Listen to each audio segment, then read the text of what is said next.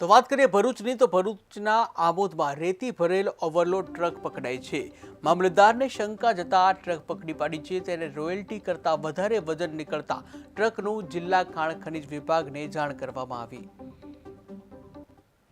આજ રોજ નાંદા રોડ ઉપરથી અમે પસાર થતા હતા તે સમયે એક રેતી ભરેલી આઈવા ગાડી જેનો નંબર છે 7094 એ ગાડીને ઊભી રાખી પૂછપરછ કરતા એની રોયલ્ટી ચેક કરી રોયલ્ટીમાં શંકા જતા વધુ વજન હોવાનું માલુમ પડતા અને એનું વજન કાંટો કરાવતા એનો જે વજન રોયલ્ટીના પાસ કરતાં વધારે જણાતા અમે એને કચેરીમાં લાવી કાયદેસરની કાર્યવાહી હાથ ધરેલી છે અને કાયદેસરની કાર્યવાહી કરવા માટે જિલ્લા ભૂસ્તરશાસ્ત્રીની કચેરીને કાગળો મોકલી આપવામાં આવે છે।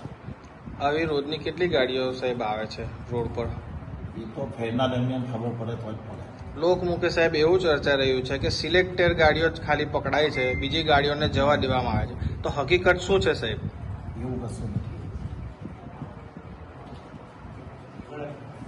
કશું નથી હોતું।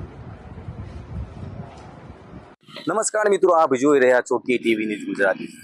આમોદ મામલતદાર વીએ જરીવાલા આવ્યા છે એક્શન મૂડમાં, જેમાં આજ રોજ આમોદ મામલતદાર પાલેજ તરફ દાંડા ગામ તરફ જઈ રહ્યા હતા, જ્યાં એક રેતી ભરેલી ગાડી ઉપર શંકા જતા તે ગાડીને પકડીને આમોદ મામલતદાર કચેરી ખાતે લાવવામાં આવતા તેમને જાણવા મળ્યું હતું કે આ જે રેતીની ગાડી છે તેની અંદર ઓવરલોડ રેતી ભરેલી હતી। તેની ઉપર કાયદેસરની કાર્યવાહી હાથ ધરી છે, જેને લઈને રેતી ખનન માફિયાઓની અંદર ફફડાટ ફેલાઈ જવા પામ્યો હતો। અવારનવાર નાડેશ્વર, સુકલ, તીર્થ, બોડેલી, છોટાઉદેપુર અને ડભોઈ તરફથી આવતી જે કહી શકાય કે આ જે કેટલીક ગાડીઓ છે તે રોયલ્ટી વગર આવતી હોય છે, જ્યારે ઓવરલોડ ગાડીઓ પણ વધુ પડતી અહીંયા આવે છે, જેને લઈને રોડ રસ્તાઓ તૂટી જાય છે। જ્યારે આજરોજ મામલતદારે ફરી એક વાર ઓવરલોડ ગાડી ઉપર એક્શન લઈને તેની ઉપર કાયદેસરની કાર્યવાહી હાથ ધરી છે અને તેને જે લાગતા વળગતા કાગળો છે તે ભરૂચ વિભાગમાં મોકલવામાં આવ્યા છે। જાવેદ મલેકનો રિપોર્ટ, કે ટીવી ન્યૂઝ ગુજરાતી, આમોદ।